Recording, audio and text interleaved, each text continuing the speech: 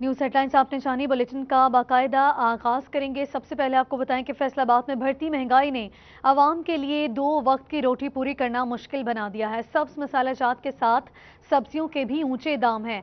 आलू 68 से 75, प्याज 78, टमाटर 85 रुपए किलो, सब्ज मिर्च 70 से 100, लहसुन 180, अदरक 480 रुपए तक बेचा जाने लगा है। फैसलाबाद में बढ़ती महंगाई के आवाम के लिए 2 वक्त की रोटी पूरी करना मुश्किल बना दिया है। मजीद तफसीलात जानते हैं शाहिदा गुमन से। जी शाहिदा गुमन, आगाह कीजिएगा।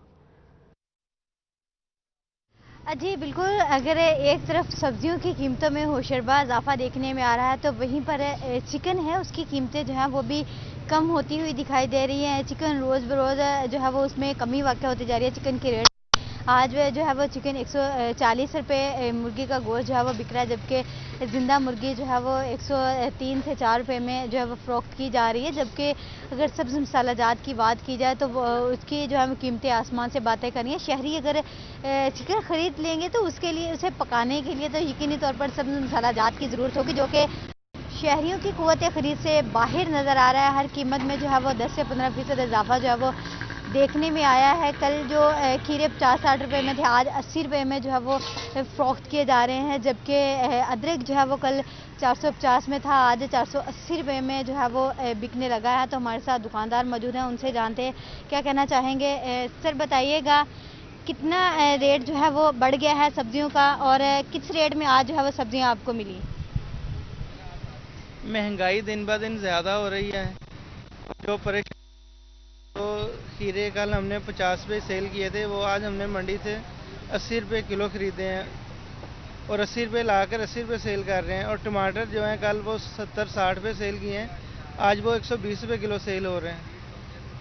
आलू जो है नए वो 80 रुपये किलो सेल हो रहे हैं। मटर जो है उनका रेट 200 रुपये किलो तक है। उसके बाद ये महंगाई की जो शरह है वो दिन ब दिन ज़्यादा हो रही है, कम होने की बजाय, जिससे दुकानदार भी परेशान है और जो ग्राहक हजरात हैं वो भी परेशान है इस वजह से।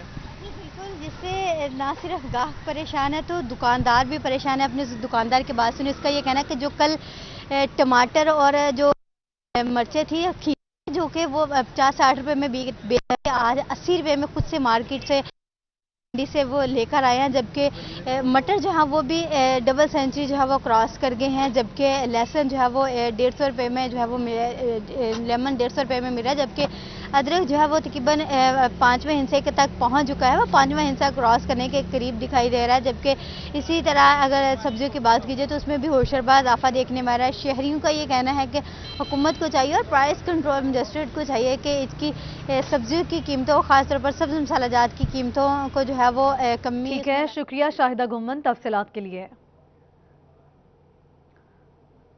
फैसलाबाद की जिंदगी से मिठास लूट गई है। चीनी कहीं 95, कहीं 97 तो कहीं 100 रुपए में बेची जाने लगी। महंगी चीनी भी मिलना मुश्किल हो गई है।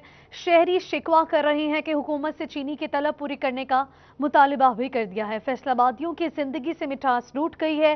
चीनी कहीं 95, कहीं 97 तो कहीं 100 रुपए में बेची जाने लगी है। इस पर मजीद तफसीलात जानते हैं शिराज भट्ट से। शिराज भट्ट, ये कीमतों में तजाद क्यों पाया जाता है, इस तरह आगाह कीजिएगा।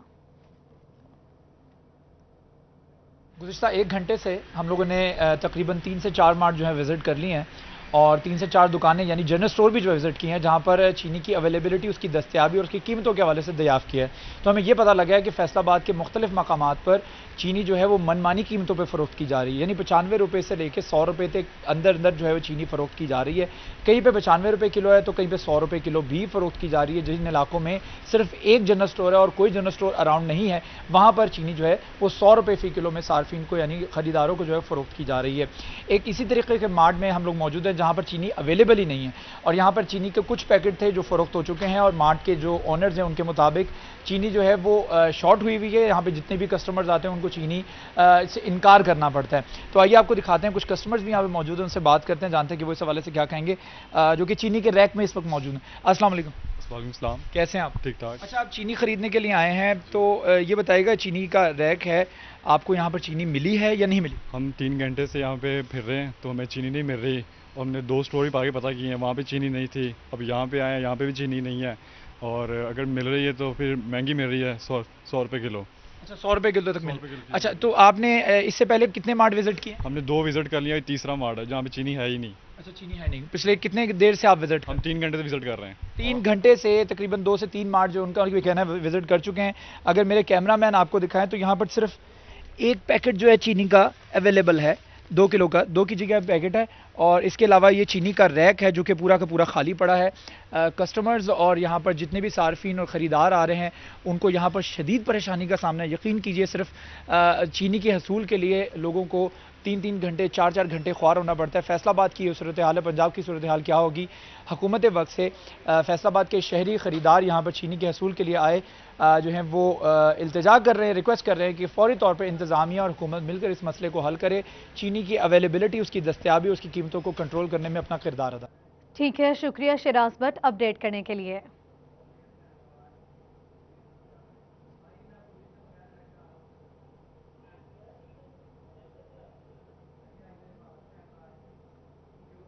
पीटीआई हुकूमत के 2 साल मुकम्मल, तहरीक इंसाफ के 2 साल मुकम्मल होने पर अवामी रद्द-ए-अमल क्या है, जान लेते हैं नुमाइंदा सिटी 41 जुल्करनैन ताहिर से। जी जुल्करनैन, आगाह कीजिएगा कि आप इस वक्त कहाँ मौजूद हैं और लोग क्या कहते हैं?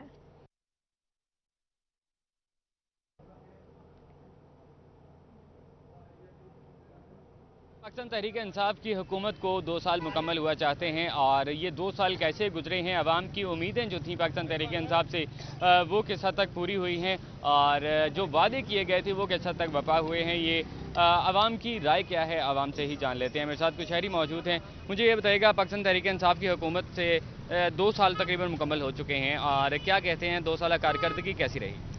2 साल कारकर्दगी बहुत मायूस कन रही है। महंगाई इतनी बढ़ चुकी है कि आम बंदे के लिए ना किचन चलाना बहुत मुश्किल हो गया है। अब आप देखें, जब इन्होंने माफिया पे हाथ डाला था, चीनी तब 78 रुपये 75 रुपये थी, अब वो 100 रुपये में बिक रही है। तो वो माफिया का क्या बना? हमें क्या फ़ायदा हुआ उस माफिया को पकड़ने का? ये तो और बढ़ गई है। आटे का थैला, आटा माफिया की बात कर लें, वो 800 रुपये में मिल रहा था, अब वो 1300 रुपये में थैला मिल रहा है 20 किलो का।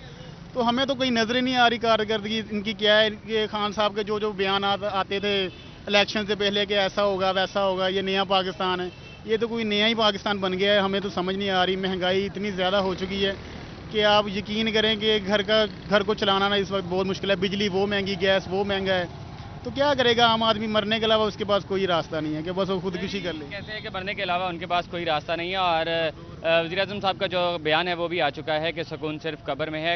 एक नौजवान मेरे साथ मौजूद हैं, आप इधर आए। पाकिस्तान तहरीक इंसाफ की जो बुनियाद है, जो बेस है, वो यूथ है और आपने भी ऑब्वियसली बड़े नारे लगाए होंगे। किस हद तक कामयाब हुए हैं आप अपने अज़म में?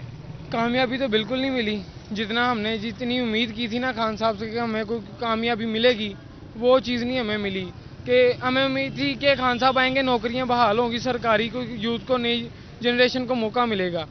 अब वापडा की भर्तियां आई हैं, सब पैसे सब ने जमा कराए हैं, वहाँ पे चलान फीस भी जमा कराई है, TCS भी सब ने कराई। कम से कम 10,000 भर्ती आई, जिनमें से कम से कम भी ना तो 10 से 15 लाख लोगों ने इसमें अप्लाई किया होगा और वो हर चीज़ खत्म हो गई। वो पैसे कहाँ गए हैं? खान साहब कहते थे 1 करोड़ नई नौकरियाँ देंगे। कहाँ, किसको दी है? आपको मिली है, मुझे मिली है, इस भाई को मिली है। तो क्या लगता है कि और वक्त देना चाहिए हुकूमत को? क्या कोई मुस्बत तब्दीली आ जाएगी अब? नहीं, तब्दीली नहीं कोई नज़र आ रही हुकूमत में। को देखो ना, अब नान था जो 10 रुपये में बिकता था, अब 10 से 15 हो गया। मजिस्ट्रेट आता है फिर रेट उसका 12 हो जाता है, जब मजिस्ट्रेट चला जाता है फिर नान 15 का हो जाता है। शहरी नाला दिखाई दे रहे हैं। शुक्रिया जुल्करनैन, आप हमें तफसीलन अपडेट कर रहे थे। आपको बताएं कि नया बल्दियाती निज़ाम बगल बचने को, दंगल सजने को, इलेक्शन कमीशन की तैयारियां जारी हैं। 21 अगस्त को नई हल्का बंदियों की फहरिस्त आवेजा की जाएगी। 22 अगस्त से 6 सितंबर तक शहरी एतराज़ात जमा करवा सकेंगे। नया बल्दियाती निज़ाम आने वाला है, बगल बचने को तैयार है, दंगल सजने को तैयार है, इलेक्शन कमीशन की तैयारियां जारी हैं। मज़ीद तफसीलात जानते हैं अब्दुल रहमान से। अब्दुल रहमान, आगाह कीजिएगा, क्या तैयारियां जारी हैं? तो बिल्कुल बात की जाए अगर इलेक्शन कमीशन ऑफ पाकिस्तान के मुताबिक तो यहाँ पर हल्का बंदियाँ तेज़ी से जारी हैं और ये अमल 20 अगस्त को मुकम्मल हो जाएगा। फिर उसके बाद 21 अगस्त को हल्का बंदियों की बाकायदा लिस्ट है वो एडवर्टाइज़ कर दी जाएगी। जो भी शहरी हल्का बंदियों में तब्दीली का ख्वाहिशमंद है या जिसको भी कोई इतराज़ है, कोई भी सुजेशन है, तो वो इलेक्शन कमीशन ऑफ पाकिस्तान को 6 सितंबर तक जमा करवा सकेगा। उसके बाद फिर यहाँ पर बाकायदा प्रोसेस शुरू हो जाएगा इलेक्शन कमीशन ऑफ पाकिस्तान की जानिब से इनको फाइनलाइज़ करने का। और इसमें कहा जा रहा है कि यहाँ पर इंतखाबात का जो दंगल है वो सजने को है। इस साल के आखिर में या अगले साल के शुरू में गैर जमाती बुनियादों पर बलदियाती इंतखाबात का इनेकाद किया जाएगा। फैसलाबाद में 165 के करीब नेबरहुड कौंसल्स बनाई जा रही हैं। इसी तरह जो मुख्तलिफ तहसील कौंसल्स हैं वहाँ पर 700 के करीब गाँव ऐसे हैं जहाँ पर विलेज कौंसल्स बनाई जाएंगी, जो कि मुख्तलिफ 5 तहसील कौंसल्स को रिप्रेजेंट करेंगे। फिर इसके अलावा जो यहाँ पर म्यूनसिपल कॉरपोरेशन के अलावा यहाँ पर और म्यूनसिपल कमेटीज़ मौजूद हैं। फिर इसके अलावा टाउन कमेटीज़ मौजूद हैं। 7 म्यूनसिपल कमेटीज़ हैं, 5 टाउन कमेटियाँ जो बनाई जा रही हैं। इसमें अवाम की बड़ी तादाद में नुमाइंदगी सामने आ सकेगी। हर यूसी में तकरीबन 6 के करीब कौंसलर्स होंगे। 22 हज़ार से लेके जो हलके हैं वो बनाए जाएंगे। शहर में बड़े हलके होंगे। पहले 157 यूसीज़ थी, यहाँ पर अब 165 के करीब नेबरहुड कौंसल्स बनाई जाएंगी। फिर इसके अलावा 6 माह बाद बड़े पैमाने पर जो इंतखाबात का इनेकाद किया जाएगा, जिसको बड़े इंतखाबात कहा जा रहा है, जिनके एक्ट में बहुत ज़्यादा इख्तियारात इलेक्शन कमीशन ऑफ पाकिस्तान ने मेंशन किया है। तो उसमें जमाती बुनियादों पर इंतखाबात होंगे। फिर उसके जो यहाँ पर साथ है मेयर के तकरीबन 35 बंदे होंगे जो बराह रास्त इंतखाबात में हिस्सा लेंगे और उनको प्रोपोर्शन बेस पर उनको उनकी सीटें मिलेंगी। जिस पार्टी के ज़्यादा वोट हुए वो पार्टी अपना लॉर्ड मेयर बनाएगी और जो यहाँ पर लोकल असम्बली होगी वहाँ पर अपने जो हुकूमत है वो करेगी और अपनी। ठीक है, शुक्रिया अब्दुल रहमान तफसीलात के लिए। चिन्योट में इंसदादे पोलियो मुहिम का दूसरा रोज जिला भर में 2,64,000 से ज्यादा बच्चों को पोलियो के कतरे पिलाने के लिए महकमा सेहत इंतजामिया मुतहरिक है। मजीद तफसीलात जान लेते हैं अब्दुल कदीर से। अब्दुल कदीर, आगाह कीजिएगा। बिल्कुल, डिवीजन भर समेत चिन्योट में इंसदादे पोलियो मुहिम का आज दूसरा रोज़ है। महकमा सेहत की जानिब से पहले रोज़ 71,000 से ज़ायद बच्चों को पोलियो के कतरे पिलाए गए और दूसरे रोज़ भी महकमा सेहत इंतजामिया जो है वो मुतहरिक दिखाई देती है। जितनी भी जो टीमें हैं उनको चेक किया जा रहा है। तो इस सवाल से district health officer doctor Shahzad Khalil भी जो है वो मैदान में आ चुके हैं और बच्चों को पोलियो के कतरे पिलाने के साथ साथ टीमों का जायजा भी ले रहे हैं। हमसे बात करेंगे। सर बताइएगा, इंसदादे पोलियो मुहिम को कामयाब बनाने के लिए महकमा सेहत इंतजामिया मुतहरिक दिखाई देती है, क्या कहना चाहेंगे? अस्सलाम वालेकुम जी। आज सेकंड डे पोलियो का चिन्योट में, तो तमाम हेल्थ डिपार्टमेंट की जो टीम्स एक्टिव हैं इसमें। पहले दिन का टारगेट था, हमने अल्हम्दुलिल्लाह वो अचीव किया था। सेकंड डे भी कोशिश हमारी ये है कि हम 100% टारगेट को अचीव करें और घर घर जाके बच्चों को पोलियो के कतरे पिलाने की कोशिश कर रहे हैं। जितने भी रिफ्यूज़ल केसेस हैं उनको भी कवर कर रहे हैं एंड होप्स हो कि हम शाम तक इस टारगेट को अचीव कर लेंगे। बिल्कुल, महकमा सेहत इंतजामिया मुतहरिक दिखाई देती है और 574 टीमें जिला भर में काम कर रही हैं, जिसके तहत 2,64,059 बच्चों को जो है वो पोलियो के कतरे पिलाए जाएंगे। District health officer doctor Shahzad Khalil का कहना है कि 5 साल से कम उम्र बच्चों को पोलियो के कतरे पिलाने के लिए हर मुमकिन इकदाम किए जाएंगे और तमाम वसाइल बरोकार लाए जाएंगे। तो इस सवाल से देखा जा रहा है कि तमाम टीमों के साथ सिक्योरिटी भी हाई अलर्ट है। तमाम टीमों के साथ पुलिस एहलकार जाकर ना सिर्फ घरों में बच्चों को पोलियो के कतरे पिलाने में मसरूफ़ है, बल्कि इस हवाले से महकमा सेहत का ये कहना है कि 5 साल से कम उम्र बच्चों को पोलियो के कतरे पिलाकर जो अपना फ़र्ज़ है वो ऐसा तरीके से सरंजाम देंगे ताकि कोई भी बच्चा जाए वो पोलियो के कतरों। ठीक है, शुक्रिया अब्दुल कदीर अपडेट करने के लिए। तांदियावाला तहसील भर में 4 रोज़ा पोलियो मुहिम जारी है। असिस्टेंट कमिश्नर उसामा शारून की जानिब से फील्ड में पोलियो टीमों की कारकर्दगी का जायजा लिया गया है। तफसीलात जानते हैं गुलरेज़ इकबाल से। जी गुलरेज़ इकबाल, आगाह कीजिएगा। जी बिल्कुल, दीगर शहरों की तरह तांदलेवाला में भी पोलियो मुहिम जो है वो जारी है। इसी हवाले से असिस्टेंट कमिश्नर तांदलेवाला उसामा शरून की जानब से पोलियो टीमों का जो है वो मुआयना किया जा रहा है, उनकी निगरानी भी की जा रही है। इसी हवाले से मेरे साथ असिस्टेंट कमिश्नर मौजूद है, उनसे बात करते हैं। ये बताइएगा कि ये पोलियो मुहिम कितने दिन जारी रहेगी और इस हवाले से आप किस हद तक जो है वो मुतरक दिखाई दे रहे हैं? जी, आज इसकी इनागुरेशन सेरेमनी हुई थी और ये 4 दिन जारी रहेगी। मैंने 10 टीम्स विज़िट की, अभी मज़ीद भी विज़िट कर रहा हूँ। 2-3 घंटे में इंशाल्लाह हाफ़ टीम्स मैं विज़िट कर लूँगा। उनकी बेसिकली हम चेकिंग करते हैं कि वैक्सीन की हालत कैसी है और SOPs की जो वायलेशन तो नहीं कर रहे कहीं पोलियो वाले। साथ साथ आपको पता है कोरोना भी हम देख रहे हैं, तो उसको भी हमने चेक करना है कि कोरोना की भी SOPs हम देखें और बेसिकली बैग वगैरह उनका देख रहे हैं हम और उनकी वर्कशीट वगैरह सारी चेक कर रहे हैं। शहरियों को क्या मैसेज देंगे कि जो 5 साल से कम उम्र बच्चे हैं उनको क्या मैसेज, उनके वालिदैन को क्या मैसेज है? हाँ जी, आप अक्सर कॉन्स्पिरेसी आप बड़ी सुनते हैं कि पोलियो की कतरे पिलाना ख़तरनाक है बच्चे के लिए, और ये काफ़ी कॉन्स्पिरेसी जन्म ली हैं डिफरेंट शहरों में। आप इस पर यकीन ना करें, ये आपके बच्चों की सेहत के लिए अच्छा है। खुदा ना खास्ता पोलियो उनको हो गया तो पूरी ज़िंदगी के लिए माजूर होंगे, फिर कॉन्स्पिरेसी आपके साथ नहीं होंगी, फिर उनकी माजूरी आपके साथ होगी। अल्लाह माफ़ करें। जी बिल्कुल, जो है वो तांदलेवाला भर में जो है वो आज पोलियो मुहिम जो है वो जारी है। इसी हवाले से 4 रोज़ा ये पोलियो मुहिम होगी और असिस्टेंट कमिश्नर उसामा शरून की जानब से जो पोलियो की टीमें हैं उनका जो है वो सख्ती के साथ मुआयना। ठीक है, शुक्रिया गुलरेज़ इकबाल तफसीलात के लिए। आपको बताएं कि पेट्रोलिंग पुलिस शहदा के केसेस अल्तवा का शिकार हैं। SOPs नजरअंदाज किए जाने का इंकशाफ हुआ है। एडिशनल IG ने नोटिस ले लिया है। शहदा के केसेस बारीक बीनी से चेक नहीं किए जाते। अफसरान को खुद जांच पड़ताल के लिए केस भिजवाने की हिदायत। पेट्रोलिंग पुलिस शहदा के केसेस अल्तवा का शिकार है। SOPs नजरअंदाज किए जाने का इंकशाफ हुआ है। मजीद तफसीलात जानते हैं तैयब मकबूल से। जी तैयब मकबूल, आगाह कीजिएगा, मजीद क्या इंकशाफात हुए हैं?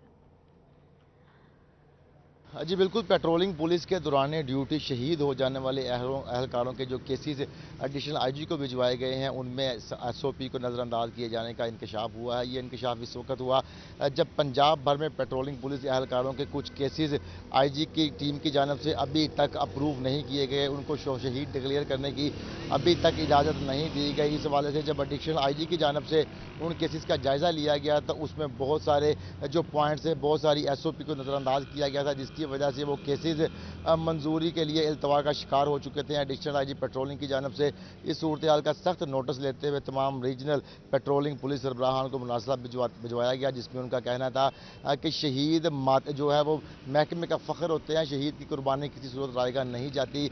लेकिन पेट्रोलिंग पुलिस डिपार्टमेंट की जानब से उनके केसेस में बारीक बीनी से SOP का जायज़ा ना लेना, ये ना सिर्फ महकमाना गफलत है बल्कि शहीद के साथ भी जाती है। उनका कहना था कि आइंदा से जो भी केस भिजवाया जाए उसमें तमाम SOP को फॉलो किया जाए, ताकि जब केस IG की टीम की स्पेशल टीम के पास जाए तो फौरी तौर पर मंजूरी हो और शहदा के ख़ानदान को उसका जो भी फंड है फौरी तौर पर मिल सके। एडिशनल IG का मजीद कहना था कि अगर किसी केस में इस किस्म की कोई गड़बड़ सामने आई तो मुतलका जो रीजन है उसका जिले पुलिस सरबराह जिम्मेदार होगा और वो महकमाना कार्रवाई की जद में आएगा। शुक्रिया तैयब मकबूल तफसीलात के लिए। FBI directorate of intelligence and investigation zone की कार्रवाई। फैसलाबाद में 13 करोड़ रुपए से जायद की टैक्स चोरी पकड़ ली। टैक्स चोरी में मुलव्वस फजल अवैस टेक्सटाइल के मालिक सैयद मोहम्मद असर को गिरफ्तार कर लिया गया है। FBI directorate of intelligence and investigation zone की कार्रवाई। फैसलाबाद में 13 करोड़ रुपए से जायद की टैक्स चोरी पकड़ ली गई है। टैक्स चोरी में मुलव्वस फजल अवैस टेक्सटाइल के मालिक सैयद मजहर अली को गिरफ्तार कर लिया गया है। मजीद तफसीलात जानते हैं उमैर असमत से। उमैर असमत, आगाह कीजिएगा। जी FBI intelligence and investigation zone की जानिब से फैसलाबाद में बड़ी कार्रवाई की गई है और 13.5 करोड़ रुपए की टैक्स चोरी पकड़ ली गई है। अवैस फजल टेक्सटाइल कंपनी के मालिक सैयद अजहर को इस मामले में गिरफ्तार किया गया है और इंटेलिजेंस एंड इन्वेस्टिगेशन जोन के डिप्टी डायरेक्टर इमरान जफर की मुद्दत में टैक्स चोर के खिलाफ मुकदमा भी दर्ज कर लिया गया है। दर्ज मुकदमे के मुताबिक 2017 से 19 तक इस अवैस फजल के मालिकान की जानिब से एरो इंटरनेशनल के नाम से एक फर्जी कंपनी बनाई गई और फिर जाली और फ्लाइंग इनवाइसेस जो सेल्स टैक्स की हैं वो काटी गई। इसमें पूरा नेटवर्क बनाया गया सप्लायर्स का, खरीदारों का, और इनके नाम से जाली जो इनवाइसेस हैं वो बनती रहीं और मजमूई तौर पर 13.5 करोड़ रुपए का कौमी खजाने को सेल्स टैक्स की मद में नुकसान पहुंचाया गया। ताहम अभी इंटेलिजेंस एंड इन्वेस्टिगेशन जोन की जानिब से मोहम्मद अजहर को गिरफ्तार किया गया है, उनके खिलाफ मुकदमा दर्ज कर लिया गया है। जबकि इसके अलावा PR हुकाम के मुताबिक इस मामले में जो दीगर बेनिफिशरीज हैं या मुस्तफीद होने वाले अफराद हैं उनके खिलाफ भी कानूनी कार्रवाई के लिए लाइहा अमल। ठीक है, शुक्रिया आपका अपडेट करने के लिए। जंग से खबर शामिल करेंगे। जंग में DPO ग़यास गिल का मुहर्रमुल हराम के जुलूस के रूट्स का दौरा। SI तालत सदीक ने DPO ग़यास गिल को ब्रीफिंग दी। DPO ग़यास गिल ने सेशन चौक, फवारा चौक, रेल बाजार समेत दीगर रूट्स का दौरा किया। DPO का कहना था कि पुलिस अमन व अमान के क़याम के लिए हर मुमकिन कोशिश करेगी।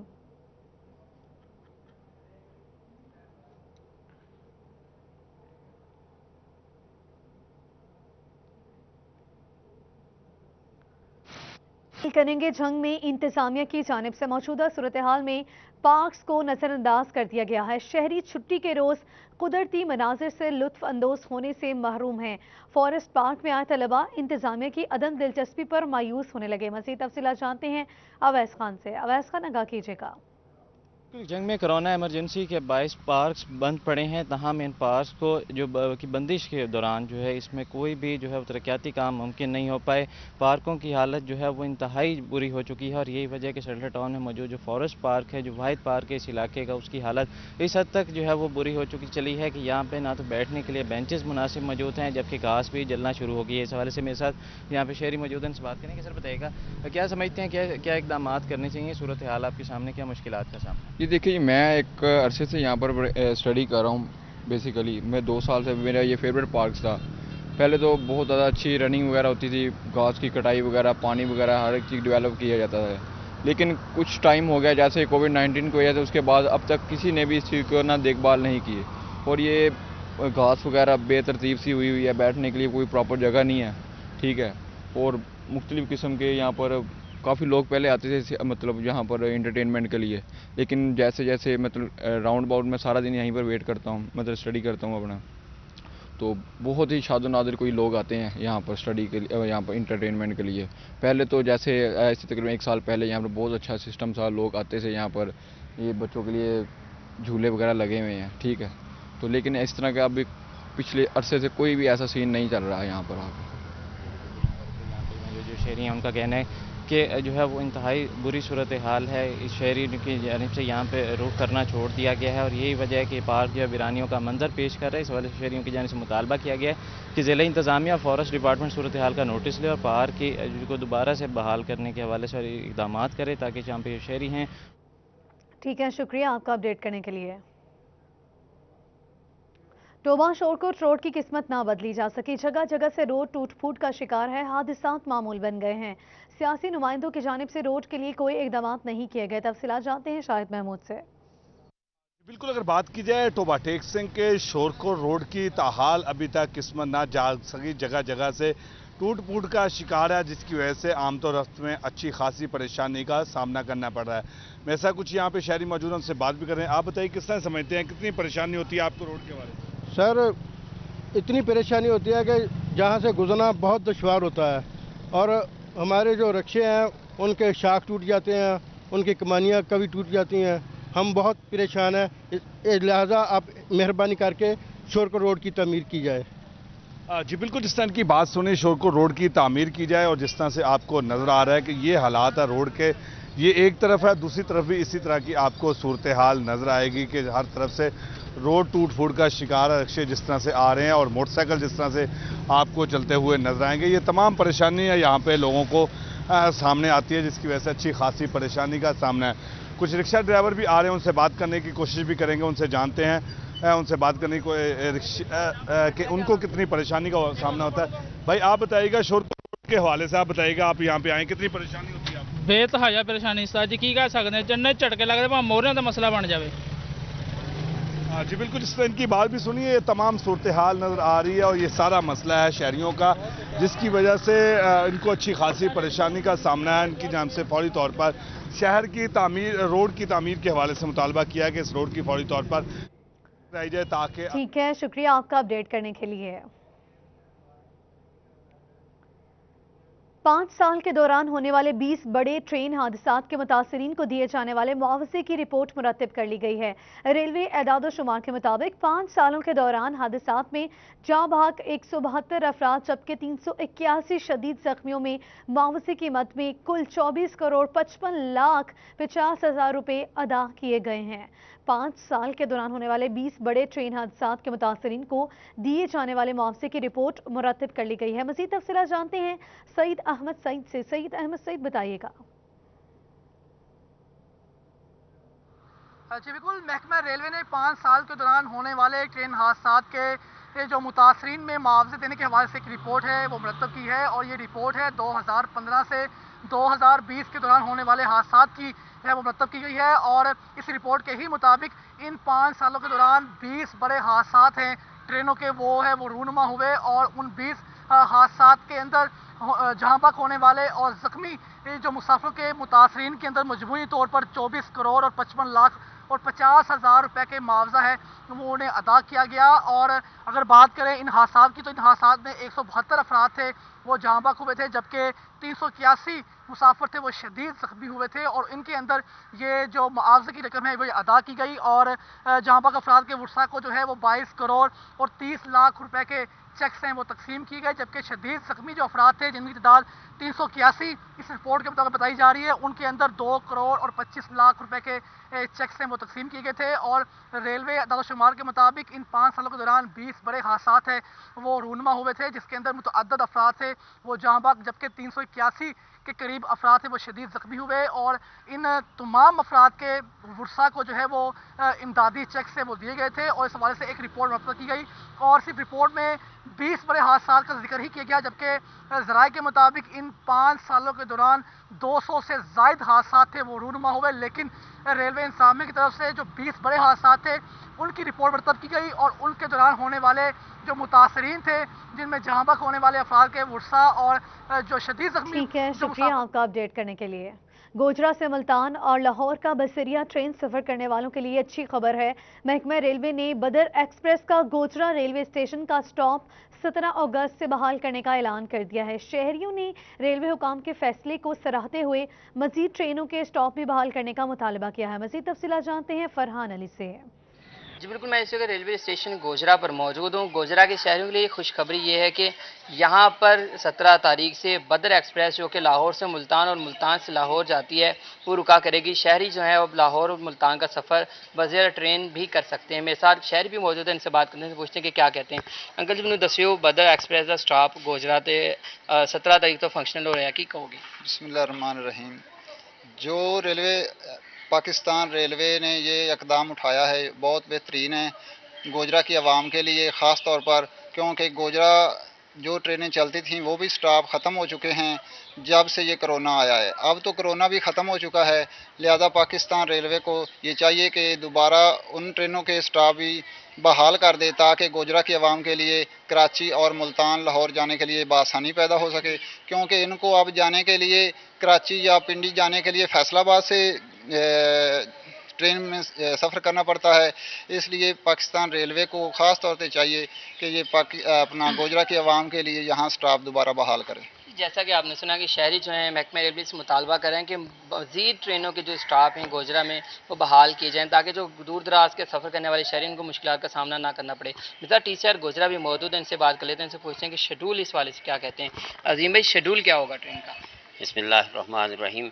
फरहान भाई, ये बदर एक्सप्रेस के शेड्यूल का ऐलान हुआ है जो 17 अगस्त से चलेगी। ये हमारे पास से जाया करेगी मुल्तान के लिए दिन 11 बजे, लाहौर से सुबह 8 बजे चलेगी, यहाँ से 11 बजे मुल्तान के लिए रवाना हुआ करेगी और उसके बाद रात को 7:15 बजे ये लाहौर के लिए रवाना हुआ करेगी यहाँ से जी। जैसा कि आपने सुना कि टीसीआर गोजरा का भी यही कहना है कि ट्रेन जो है वो अब गोजरा के शहरियों के लिए मुयसर होगी जो सफ़र करना चाहते हैं लाहौर का और मुल्तान का। शहरी जो है इंतज़ामिया से महकमा रेलवे से मुतालबा कर रहे हैं कि खुदारा बाकी ट्रेनों का सफ़र भी जो गोजरा में स्टाफ है वो उसको बहाल किया जाना चाहिए ताकि जो दूर दराज का सफ़र करने वाले। ठीक है, शुक्रिया फरहान अली। इसके साथ ही न्यूज़ स्टूडियो से फिल वक्त इतना ही।